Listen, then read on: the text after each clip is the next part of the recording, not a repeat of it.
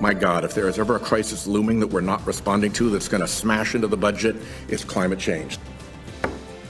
Senator Sheldon Whitehouse, the Dean of Green for the Democrats. He's my guest today, live from Washington. Holding the powerful accountable from Washington, D.C. to right here in southern New England. This is 10 News Conference with Gene Valicenti. Good morning, everyone. I'm Gene Valicenti. Let's begin with Rhode Island Senator Sheldon Whitehouse. Joined me from Washington via hookup. Senator, I'm a little disappointed. I thought you'd be in my studio today. Why are you in Washington? I know you're doing the people's business. What was the delay? I know I wanted to be with you in the studio, Gene, and I apologize, but the FISA bill, the Foreign Intelligence Surveillance Act, took some time to get out of the House, and it expires at the end of the day Friday, and we've got a lot of amendments and quarreling to do in the Senate, so we need to be here through into tonight when we'll finally vote to reauthorize the foreign intelligence surveillance measures. Yeah, that's a controversial. Boy, that's a sticky wicket. The House Speaker could lose his position over this. They're going after him. They didn't like that he let it out of the House. This is the FISA. All right, now put your U.S. Attorney's cap on. Give us the simple explanation, FISA, and why you might vote one way or another on it. Well, I will be voting for it. What it does is allows the United States government, the intelligence community, to essentially wiretap foreigners, people who don't have any American rights, people who we have reason to believe are engaged in terrorist and criminal activities, so that we can hear from them who they're talking to in the United States who might be plotting some kind of harm to our country. So it's a very important resource for the intelligence community, and they use it very effectively. Well, critics say Americans can get caught up with it, and then you have to trust government people to keep them masked or unmasked. And we've had some screw-ups. So you know the other side of the story. Give voice to that. Yeah, the other side of the story is really to try to protect Americans who are what you call incidentally collected. And the problem with that argument is that from the very days of the founding fathers, when the sheriff was allowed to go into somebody's house with a warrant and seize their correspondence, you incidentally collected the correspondence that had been mailed to them by somebody else. And when I was doing wiretaps and pen registers, we were incidentally picking up who the subject of the wiretap or the pen register was talking to, including listening in on their calls and hearing the person whose incidental collection was involved in the warrant. So incidental collection has been the rule and the law of the land from the very founding of the Republic.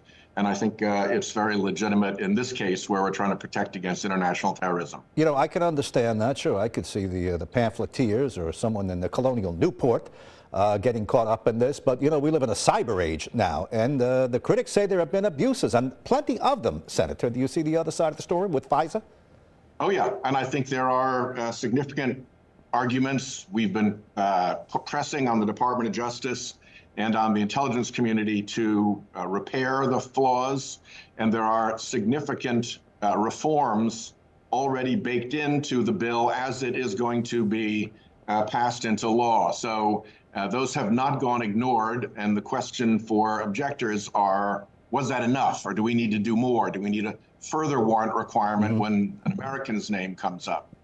So you're a yes on that. All right, Senator, you and I are taping 10 o'clock on a Friday morning. Overnight, Israel struck back at Iran, actually sent some missiles, and they say they got some Iranian missile sites, and theirs got in, right, versus last week when Iran attacked Israel, 99% of it didn't get in.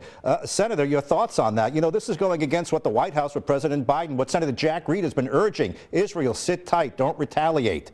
They thumbed their nose at us again. Yeah, they've gotten pretty good at that. And I think it's unfortunate that they take this tone with America while also depending on us for so much. I put the blame for that entirely on Prime Minister Netanyahu. And but I do think in this case, it looks like the Iranians are trying to downplay this. They are not trying to make things worse and stir up trouble further. I think the Israelis send a message that they can reach inside Iran. And I hope at this point, with both sides having made their messages, the attack on the embassy, the drone attack back on Israel, the countermeasure to the missile sites, that everybody now calms down and goes back to the business of building a structure for Mideast peace, which is the really important thing to accomplish. Yeah, Senator, with Netanyahu kind of thumbing our nose at the Biden administration. By the way, he says, I know best what's for Israel. Do you see a larger conflict here? Is this going to draw us into this, and eventually the Chinese and the Russians too? Is it that risky? There's a chance of that, which is why I think it's so important that we pursue the Mideast peace structure. And what's going on there is that a lot of the leaders of Arab countries, Jordan, Saudi Arabia, Egypt, are working with Israeli politicians on that structure. They have told me personally that they have to work around Netanyahu because he is unhelpful and not interested in peace, and basically trying to foment enough conflict that he can stay in place as prime minister and prevent himself from being subject to the criminal prosecutions that are pending against him and his family in Israel. You know, this kind of talk, well, you'll say, honest brokering, honest criticism of Israel, this was unheard of not that long ago. I remember I had the then new Senator Chafee in on 10 News Conference, and he used the phrase that, well, the Israeli lobby is a very powerful lobby. And he said that, and that kind of that raised red flags back then. Wow. And now we're openly criticizing the Prime Minister of Israel and Israel's offensive. This is a change, isn't it, Senator? What do you owe that to? I owe that to the behavior of Prime Minister Netanyahu. I think his behavior has been very dangerous. I think he's been dangerous to the Israel-U.S. relationship, which is a very important relationship on both sides. And I think he's been dangerous to the process for Mideast peace. And senior interlocutors in that process say quite plainly to people like me that they think that he is behaving this way because he wants to create enough ruckus that he doesn't get removed as prime minister because he's a wartime prime minister, and therefore he doesn't have to face the criminal charges that he's looking at. He's trying to stay out of an Israeli orange jumpsuit. Yeah, all right. Speaking of your predecessor, Senator Chafee, you know, when the whole conflict with Ukraine started, Senator Chafee said, well, we baited them, making in treaties to have Ukraine join NATO. And we kind of laid it at Putin's doorstep, and we kind of baited him. Now here we are. Listen, we're in it, and you're trying to get the Ukrainians more money, but it's stalled. So what's the danger there? And take that, then we'll go to a break, Senator. The danger there is that Putin isn't satisfied with attacking Ukraine, that he then moves on to the Baltic states, that he then moves on to challenging Poland, and that he makes good on the promise he's publicly made to try to rebuild the Soviet empire. Senator, let me challenge you there. From what I see, he can barely take Ukraine. How is he possibly going to go after Poland and the entire West? Well, I think Ukraine has stunned the world with how forcefully it's been able to defend itself. Remember, all of our intelligence community and military folks were saying they're done in 2 weeks. So this has been a big surprise to everybody. Ukraine has done magnificent things. It's a little bit different if you're going after a very small Baltic country, Yeah. I'm sorry. And so I think that the risk is real, and that's why we need to support Ukraine, and why I've been such an ardent supporter of making sure they have the munitions they need to defend themselves and drive the Russians out of their country. But Senator, let me repeat, he could barely take Ukraine. He could barely take Ukraine. It's dragging on. He thought 2 weeks. Yeah. It's not 2 weeks, it's 2 years. He could barely take Ukraine next door. How is he ever going to take Poland and the West on? Impossible.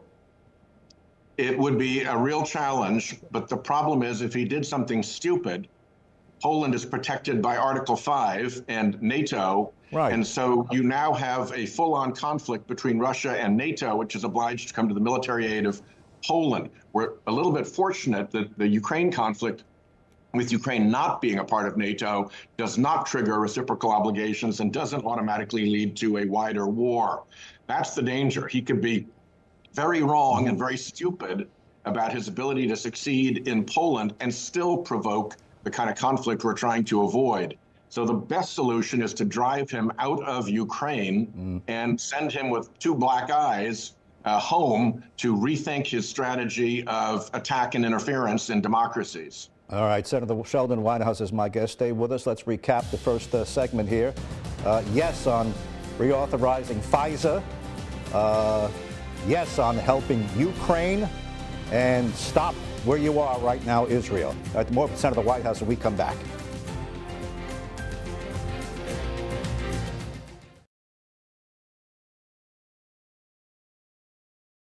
Thank you for turning to 10, your news leader.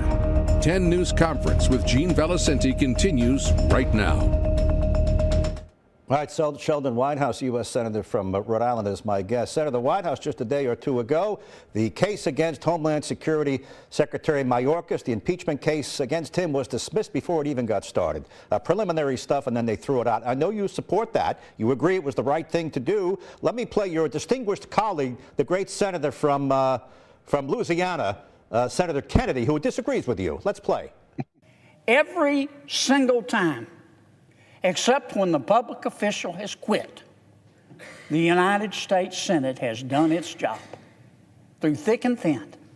Whether the Democrats were in the majority or the Republicans were in the majority. Didn't matter who the president was. We did our job because we respect the institution of the Constitution. We respect the three branches of government. We respect the United States House of Representatives. We respect them enough to do our job. The distinguished gentleman says you should have had a trial, that you've altered history going forward, Senator. Senator Kennedy is an entertaining colleague who I'm very fond of. We do a lot of work together because he's my lead Republican on my courts subcommittee. I disagree with him on this. I think the flaw here is not in the Senate not having a trial. It's in the House sending over a bogus impeachment with articles of impeachment that never even specified a single crime or misdemeanor committed by the secretary. So even in court, whereas you mostly have trials, there's a thing called a motion to dismiss. And if the case as initially brought is defective or inadequate, then you dismiss it. And that's exactly what the Senate did. It's consistent with our long-standing legal traditions. And the blame for the variation from the past belongs squarely on the House sending over a completely inadequate piece of political theater instead of a real impeachment. On the merits of the border being screwed up by Mayorkas to blame for that, what do you say? That's a little differently, isn't it? By the way, Mayorkas the other day used the word crisis. Yes, we have a crisis at the border. That's a change in language for him, Senator. On the merits. The border is a mess. And one of the frustrations here is that instead of passing, I've been involved in a couple of bipartisan immigration deals. And the last one got out of the Senate with a big bipartisan vote, died in the House when the Republican speaker wouldn't call it up, give it a hearing, have a vote, amendments, anything. And we were close again. We had a bipartisan bill that would have sent revenues to the border, that would have put more officers on the border, put more judges to adjudicate cases, put more fentanyl detection equipment along the border to grab it when it comes through in trucks, and solve the big problem here, which is reforming the asylum rules and processes. And we still need to do that. Even if we'd convicted Mayorkas, none of those things would have happened. We need to get back to work on a bipartisan immigration reform. And unfortunately, it's President Trump who pulled the rug out from under that once we had a bipartisan deal. He said, blame me. Okay, I do. I blame him. Well, the other side of that story is that the bipartisan deal was so weak, allowing for, what was it, 5,000 a day to cross, and then stricter measures would kick in. You can correct me on that because you went over it piece by piece. But there was another side of that story. And by the way, are you going to absolve President Biden of any blame for the border mess? Your word, border mess. No, I think that the president, everybody is to some degree responsible in all of this. And it's been, what, more than a decade in which Congress has not passed a serious immigration reform, knowing all of these things. These are all things we can do.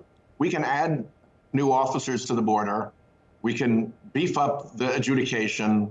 We can install the machines that'll stop the fentanyl. We can fix the mess that the asylum program now is. We can do all of those things, but we have to get together and pass a law and get it to the president's desk. He asked for a lot of this authority. He asked for billions of dollars. We have not given it to him. So to Biden's credit, he has tried, but it's a very difficult situation. And clearly, we have not succeeded at securing the border. All right, since we brought up the former president's name, Donald Trump, you once told me, I think it was 2 appearances ago on 10 News Conference, that it was a very slippery slope to go down for the party in power to prosecute the former president of the other party once he's out of office. Boy, when you and I had that conversation, it was almost an abstract thought. And now look at this, Senator, 6 trials. 6 trials, individual trials, they're going against Trump. As you speak, it's a hush money case in New York. You would have never imagined this. Is it still a slippery slope? It still is a slippery slope. And I think it's, as people are fond of saying, it is unprecedented. But it's also unprecedented to have an individual who's been president of the United States filing false financial statements to hide payments to a porn star for some secrecy about an affair that he's had and for hiring a newspaper to try to help cover it up. So, I mean, the whole situation is unprecedented, embarrassing, deplorable, but you don't get an exemption from the laws just because you once were president. Right. Senator, don't make me try to go toe-to-toe with you, former U.S. attorney. I didn't go to law school, but let me just try to present the other side. It's not illegal to pay hush money in New York. If you want to bring him up, it'd be a misdemeanor case for phoning up the bank records. And this is Alvin Bragg, the liberal Soros prosecutor, who's trying to get him on federal campaign charges. How did I do, Professor? You did all right. You left out the part about the grand jury that indicted him, about the judge that has upheld the charges. You know, there's an awful lot of procedure that protects a criminal defendant, even a weak criminal defendant, from abuse by the system. And here you have one of the most powerful men in the country with lawyers to throw at the problem in every single direction, with his social media to whip up public sentiment. He's got a lot going for him. And the process has nevertheless proceeded according to the way the law works in the United States of America. Yeah, you know, Stephen A. Smith was on ESPN, and he may be angling for getting on Fox, I don't know. But look, he has a voice, and he says he's telling his followers, listen, you can't get him at the polls, so you got to get him in the courts. And the polls show, listen, surprising. The guy's got 6 cases against him. He's still beating Biden by a point in the Siena poll. He's beating him by a couple of other points in other polls. What do you make of this, Senator? Well, if he did, in fact, break the law, if he did file false documents in New York, if he did try to interfere with the Georgia election unlawfully, if he did hide classified documents unlawfully at his place in Mar-a-Lago and elsewhere, if he did those things that broke the law, the fact that you are a politician doesn't get you out from under your responsibility to obey the law. The law applies equally to everybody, politician, president, or not. Yeah, well, let me again do my job here, the devil's advocate. I guess if the president is shown to have taken money from his son, Hunter Biden, loans of $200,000 that happened to come in on the same day that the brother got payments from the Chinese, I guess the law is the law, right? Let the chips fall where they may? The law is the law, and as to those allegations, even in the partisan House of Representatives that's trying to manufacture an impeachment of President Biden, they haven't been able to create any evidence or proof of any of that. Their whole effort has been a complete flop and is now more or less a mockery.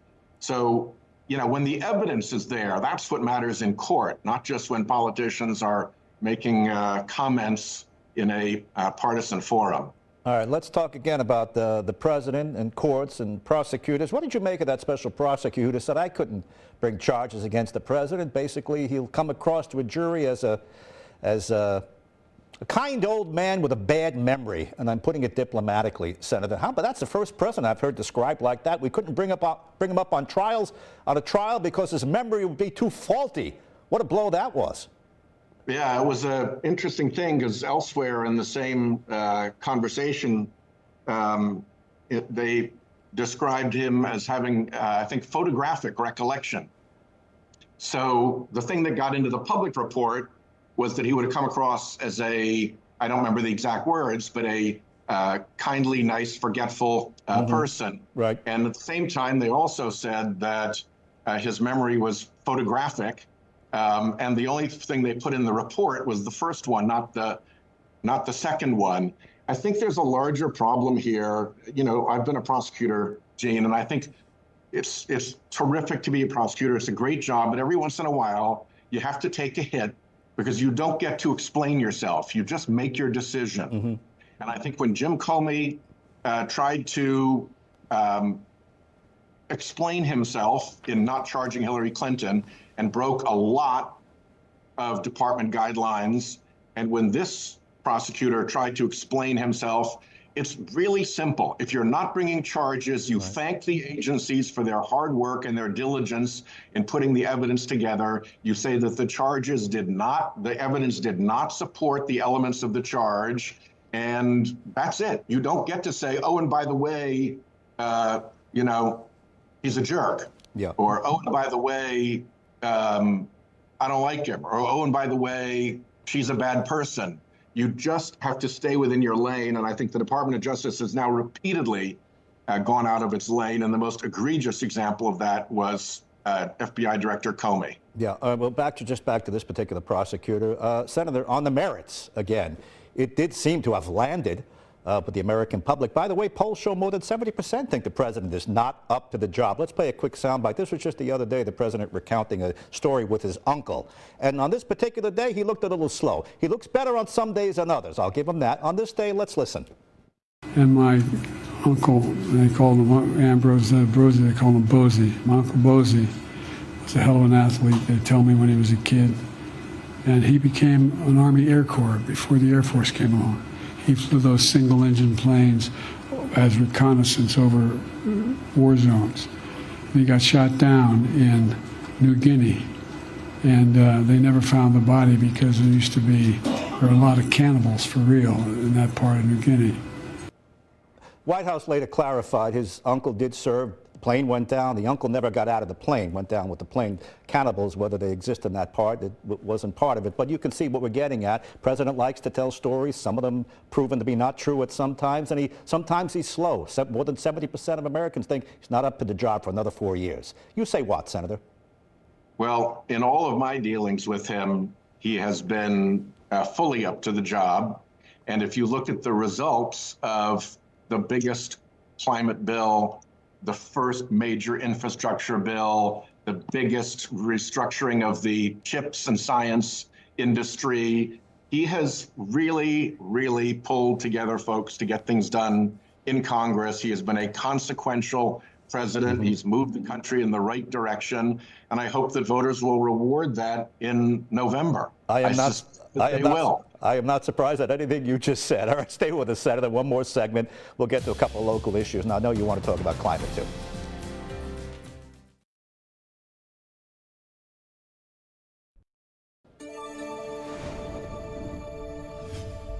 Welcome back, Senator Sheldon Whitehouse, my guest. Senator, we've got just 2 minutes left, so we've got a hard out here. But quickly on climate control. Listen, there's the bloom off the rose for electric cars. I drive one, you drive one. I think it's the same car, and yet Ford and other industries are abandoning ambitious plans for electric cars. What's going on, Senator?